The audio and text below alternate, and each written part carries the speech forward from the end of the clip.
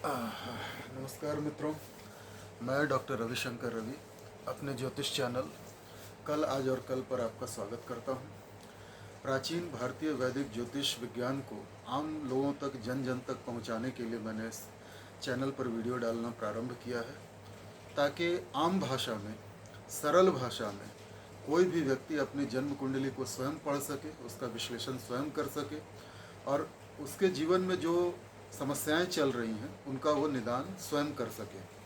किसी पंडित, किसी तांत्रिक ओझा के यहाँ न जाकर, अपना आर्थिक, मानसिक, शारीरिक शोषण न करवाकर वो स्वयं ही अपनी समस्याओं का निदान कर ले। इसी उद्देश्य से हमने ये कल आज और कल नाम का यूट्यूब चैनल शुरू किया है। 2 कक्षाएं हम ले चुके हैं, 2 वीडियोज़ मैं बना चुका हूँ, आज तीसरा वीडियो। अपने पहले वीडियो में मैंने राशियों के बारे में, ग्रहों के बारे में और कुंडली के भावों के बारे में थोड़ी जानकारी दी थी। अपने दूसरे वीडियो में मैंने नक्षत्रों के बारे में, नक्षत्र स्वामी ग्रहों के बारे में जानकारी दी थी और आपको ये बताया था कि प्रत्येक ग्रह 3-3 नक्षत्रों का स्वामी होता है। नक्षत्रों की चर्चा को आगे बढ़ाते हुए आज हम बात करेंगे गंडमूल नक्षत्र और पंचक नक्षत्रों की और नक्षत्रों के चरण की। तो आगे बढ़ने से पूर्व मेरा आपसे एक विनम्र निवेदन है, अगर अभी तक आपने मेरे चैनल को सब्सक्राइब नहीं किया, लाइक नहीं किया और बेल आइकॉन के बटन को नहीं दबाया है यदि, तो अब कर लीजिए, ताकि ये वीडियो कई सारे लोगों तक पहुँचे और हर एक का भला हो। चलिए शुरू करते हैं आज का वीडियो। आज के वीडियो में हम नक्षत्रों की चर्चा को ही आगे बढ़ाएंगे। मित्रों, हर नक्षत्र के 4 चरण होते हैं, 4 चरण हर नक्षत्र के होते हैं। इसके बारे में गहराई से हम आगे बात करेंगे क्योंकि ये एक अत्यंत गूढ़ विषय है। अभी हम बात करेंगे गंडमूल नक्षत्रों की और पंचक नक्षत्रों की। गंडमूल क्या होता है और पंचक क्या होता है? गंडमूल 6 नक्षत्रों के समूह को कहते हैं। जैसा मैंने अभी आपको बताया कि प्रत्येक ग्रह 3-3 नक्षत्रों का स्वामी होता है। इसमें से केतु के 3 नक्षत्र और बुध के 3 नक्षत्र, ये 6 नक्षत्र दुष्ट प्रकृति के माने गए हैं, जो व्यक्ति को कष्ट देते हैं। इन्हीं को गंडमूल कहा जाता है। मैं नक्षत्रों के नाम लिखवा देता हूँ, आपको गिनवा देता हूँ, 2 बार 3 बार दोहराऊंगा ताकि आप उसको अच्छे से नोट कर सकें। पहले केतु के 3 नक्षत्र। केतु का पहला नक्षत्र है अश्विनी, जो गंडमूल में आता है, अश्विनी। दूसरा नक्षत्र है मघा और तीसरा नक्षत्र है मूल। अश्विनी, मघा, मूल, ये केतु के 3 नक्षत्र हैं जो गंडमूल की श्रेणी में आते हैं। फिर से दोहरा देता हूँ, लिख लीजिए, अश्विनी, मघा और मूल, केतु के 3 नक्षत्र गंडमूल की श्रेणी में आते हैं। अब आते हैं हम बुध के 3 नक्षत्रों पर, आश्लेषा, ज्येष्ठा और रेवती। आश्लेषा, ज्येष्ठा और रेवती, ये 3 नक्षत्र बुध के हैं जो गंडमूल की श्रेणी में आते हैं। टोटल 6 नक्षत्र गंडमूल कहलाते हैं। अब गंडमूल का अर्थ क्या है? जब भी कोई बालक या बालिका पृथ्वी पर जन्म लेता है या लेती है, तो उस समय सौर मंडल में, तारा मंडल में, आकाश मंडल में जो नक्षत्र उदित हो रहा होता है वही उस बालक का जन्म नक्षत्र होता है।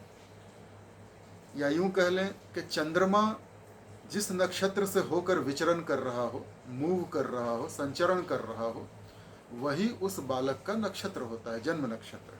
अब यदि ये 6 नक्षत्र आकाशमंडल में, इन 6 नक्षत्रों में से कोई एक नक्षत्र उदित हो गया और धरती पे किसी बालक या बालिका ने जन्म लिया, तो उस बालक या बालिका का जन्म नक्षत्र ये गंडमूल हो जाएंगे। मतलब कहेंगे कि उस बच्चे का जन्म गंडमूल में हुआ है।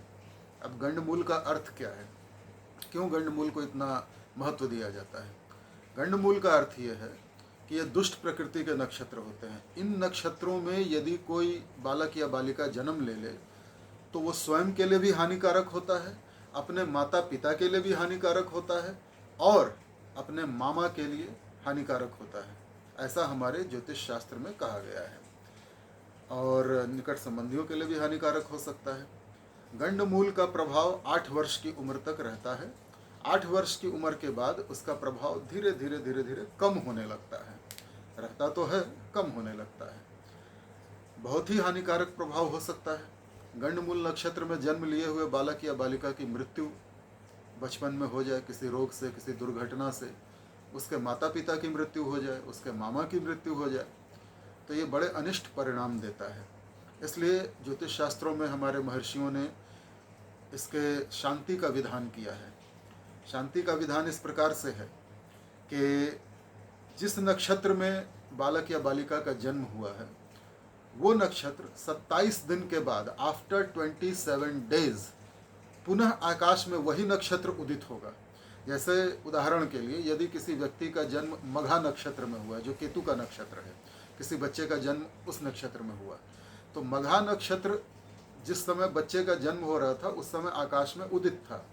27 दिनों के बाद पुनः मघा नक्षत्र फिर से आकाश में उदित होगा, यानी चंद्रमा पुनः संचरण करेगा मघा नक्षत्र से, और ठीक 27 दिन के बाद ये घटना दोहराई जाएगी। तो नक्षत्र की शांति 27 दिन के बाद जब आकाश में पुनः वही नक्षत्र आएगा तभी की जाएगी। जिस नक्षत्र में बालक का जन्म हुआ है उसी नक्षत्र में मूल की शांति होती है, गंड मूल की शांति होती है।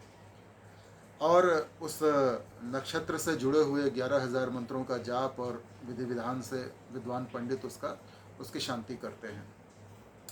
अच्छा, चंद्रमा ही क्यों संचरण कर रहे हैं, 27 दिन के बाद ही क्यों कहते हैं इसको? देखिए, इसका भी एक कैलकुलेशन है। मैंने कहा ना, ज्योतिष विज्ञान प्योर मैथमेटिकल कैलकुलेशन है, तो इसको समझना है। चंद्रमा एक राशि में 2.5 दिन रहता है। सभी ग्रह अपने ऑर्बिट पे मूव करते हैं। चंद्रमा हमारी पृथ्वी का चक्कर लगाता है, संचरण करता है, ये सब जानते हैं।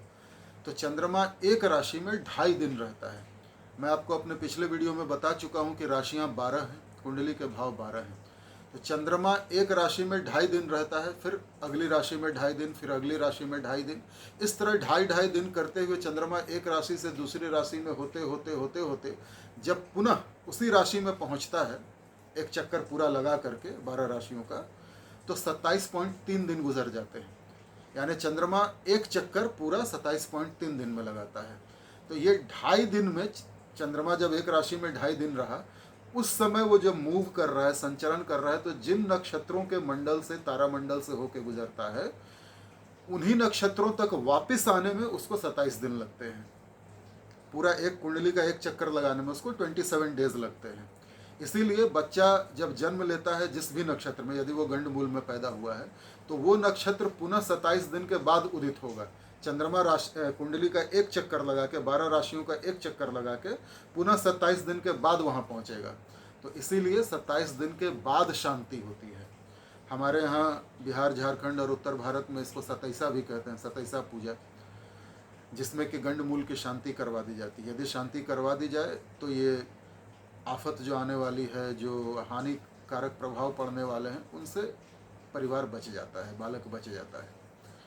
तो ये है गंडमूल। मैं आपकी सुविधा के लिए एक बार फिर से दोहराता हूँ, गंडमूल में कौन कौन से नक्षत्र आते हैं। केतु के 3 नक्षत्र आते हैं, केतु के 3 नक्षत्र आते हैं, अश्विनी, मघा और मूल। ये केतु के 3 नक्षत्र हैं। बुध के भी 3 नक्षत्र आते हैं, आश्लेषा, ज्येष्ठा और रेवती। पुनः एक बार सुन लीजिए, लिख लीजिए, मैं दोहरा देता हूँ। अश्विनी, मघा, मूल ये केतु के नक्षत्र हैं। आश्लेषा, ज्येष्ठा और रेवती ये बुध के नक्षत्र हैं। ये 6 नक्षत्र गंडमूल की श्रेणी में आते हैं। आशा करता हूँ गंडमूल आपको समझ आ गया होगा। अब हम आगे बढ़ते हैं पंचक नक्षत्रों की ओर। पंचक नक्षत्र भी दुष्ट प्रकृति के नक्षत्र होते हैं। पंचक नक्षत्रों को पहचानने का एक बहुत सरल तरीका है। नक्षत्र तालिका जो होती है चार्ट नक्षत्र का, उसमें आखिरी के 5 नक्षत्र, लास्ट 5 नक्षत्र जो होंगे वो पंचक होंगे, पंचक नक्षत्र। इन पंचक नक्षत्रों में धनिष्ठा, शतभिषा, पूर्वा भाद्रपद, उत्तरा भाद्रपद और रेवती, जो गंडमूल में भी था वही रेवती पंचक में भी शामिल है। धनिष्ठा, शतभिषा, पूर्वा भाद्रपद, उत्तरा भाद्रपद, रेवती, ये 5 नक्षत्र पंचक नक्षत्र कहे जाते हैं। पंचक नक्षत्र भी बुरे नक्षत्र होते हैं। यहाँ भी यदि कोई बालक या बालिका का जन्म पंचक नक्षत्रों में होता है तो उस पंचक नक्षत्र की शांति करवानी पड़ती है। वैसे तो पंचक नक्षत्रों में जन्म लेने वाले जीवन में बहुत ऊंचाइयों तक भी पहुँचे हैं, देखा गया है ऐसा, किंतु ये भी देखा गया है कि उनके जीवन में कोई ना कोई संघर्ष बराबर बना रहता है, कोई ना कोई प्रॉब्लम उनको लगी रहती है, क्योंकि पंचक नक्षत्रों में जन्म लेने से दोष लगता है। कोई भी शुभ कार्य पंचक नक्षत्रों में नहीं किया जाता है। पंचक नक्षत्र भी दुष्ट प्रकृति के नक्षत्र माने जाते हैं, इसलिए पंचक नक्षत्रों की शांति भी उसी प्रकार से की जाती है, मंत्रों का जाप करके विधि विधान से। मैं नक्षत्रों का नाम एक बार दोहरा देता हूँ फिर से। धनिष्ठा जो मंगल का नक्षत्र है, धनिष्ठा का स्वामी मंगल होता है। इसके बाद शतभिषा जो राहु का नक्षत्र है। रेवती तो आप जानते ही हैं, बुध का नक्षत्र है। पूर्वा भाद्रपद और उत्तरा भाद्रपद, पूर्वा भाद्रपद गुरु का नक्षत्र है और उत्तरा भाद्रपद शनि का नक्षत्र है। बस ये 5 नक्षत्र जो हैं ये पंचक में आते हैं। चार्ट में नक्षत्र तालिका में नीचे से आप गिनिए, नीचे से 5 नक्षत्र उल्टा गिनिए, रेवती, उत्तरा भाद्रपद, पूर्वा भाद्रपद, शतभिषा और धनिष्ठा, ये 5 नक्षत्र जो है पंचक नक्षत्र हैं।